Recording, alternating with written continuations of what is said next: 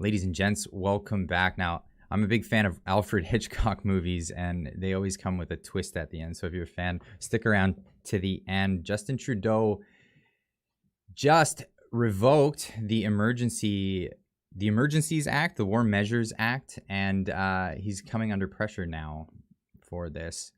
Facing financial peril and pending Senate rebuke, Prime Minister Justin Trudeau revokes Emergency War Measures Act. In the bigger picture, the Canadian banking and financial system was hit hard by the deployment of Emergencies Act, which highlighted the ability of the government to arbitrarily freeze and seize money, assets, and financial instruments, capital without any due process.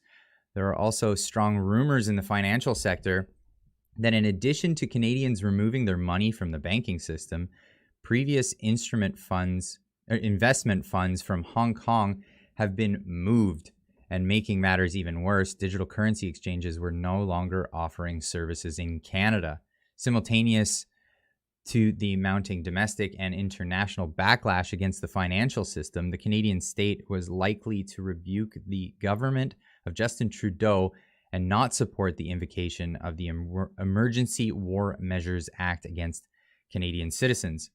As a result of multiple issues of backlash with severe consequences, Canadian Prime Minister Justin Trudeau and his cabinet are trying to save face and walk back from Emergency War Measures Act by revoking it before they faced humiliation of a public defeat in the Canadian Senate.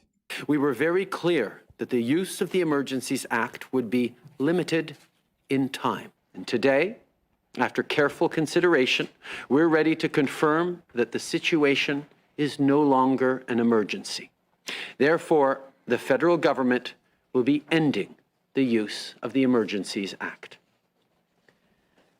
Now, this is an about face from his position not but 24 hours prior, saying that it was in fact an emergency and remained an emergency until something happened. He had this emergency conference to revoke the emergency.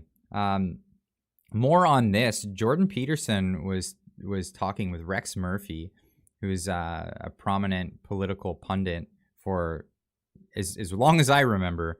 And there was two particular statements in his interview that Jordan brought up that I thought were of particular note. Well, we want to figure out, well, why did the truckers get demonized, and what are Canadians supposed to think about that, especially because FinTrack, which tracks financial transactions and is supposed to be taking care of such things as terrorist financing, has no evidence of suspicious transactions occurring in relationship to this protest, and that's was documented by CTV, who is hardly, you could hardly accuse of being sympathetic to the truckers. So there's that. Then there's just exactly what is the emergency here, and why is it reasonable under any conditions whatsoever to consider this an emergency of such major proportions that our basic civil liberties have to be lifted.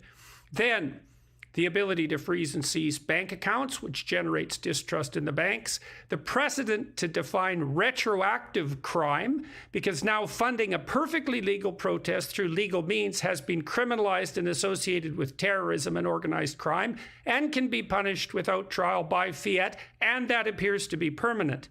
Then we have the extension and redefinition of crime, because mischief has now been expanded as a category to arrest people without cause, and now you can aid and abet mischief.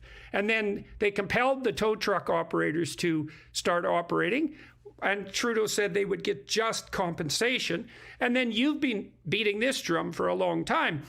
We've been governed essentially without Parliament for 2 years, and then this is it's very hard to say what the worst thing is that happened to Canada in the last 2 weeks, because 6 things are worse, and each of them should be fatal to the Trudeau government. But I think perhaps the worst was the decision to suspend Parliament on Friday from discussing the Emergency Act because of the action that was instituted by the police as a consequence of the Emergency Act.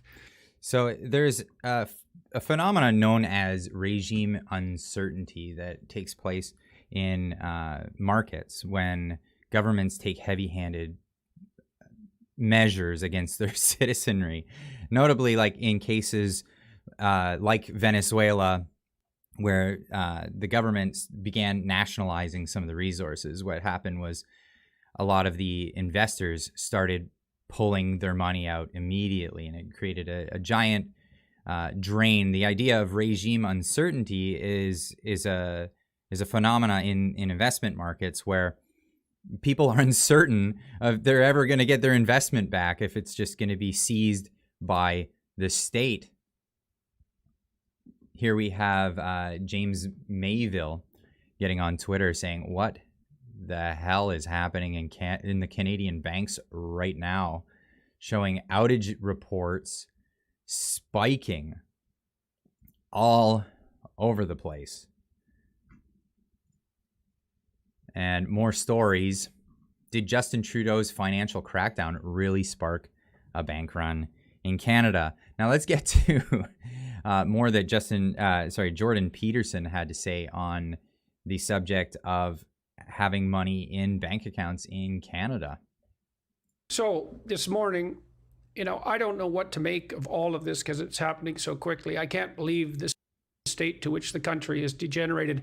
I've been in contact with a reliable source within the Canadian military, and he told me today by email that if I had any sense, I'd take my money out of the Canadian banks because the situation is far worse than I've been informed. And so that's just one of many such messages I receive on a daily basis. So let's talk about the banks. So here's what our Prime Minister did last week. He permanently destroyed 20% of the population's faith in the entire Canadian banking system and stained the Canadian banking system's international reputation, I would say, for decades.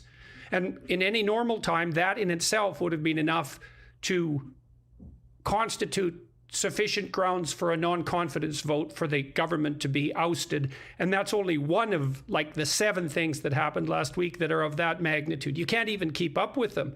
And so let's talk about this emergency for a minute. So yeah, he continues and goes on. I'm going to put a link to this discussion in the description down below. You can watch it in its entirety.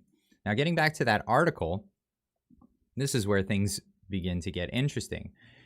After his prepared remarks about the reversal of the position, Trudeau was softly questioned. Now that's the press really drilling hard, but yeah, he was softly questioned about internal documents discovered by the Canadian Senate that point towards Trudeau's cabinet discussing the political benefits they would gain by invoking the Emergencies Act. Now that's a serious accusation. The Prime Minister dodged the questions twice, instead saying parliamentary investigation will review the Emergency Act was needed. Keep an eye on the story of the Senate discovery. From all indications, even the Liberal allies of Trudeau in the Senate were unable to support the Emergencies Act after they reviewed the non-public documents. There's something very damaging in those documents, likely internal emails between Trudeau and his various ministers.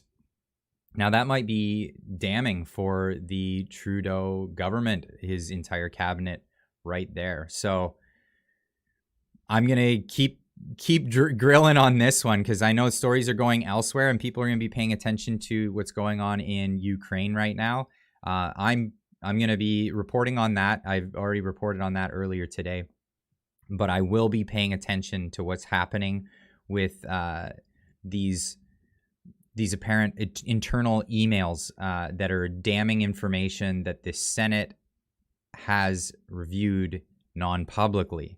So as soon as that information is available, I'll be giving that to you all you folks via this channel. So don't forget to subscribe to the channel so you'll be notified when those videos come out. And as always, keep on trucking.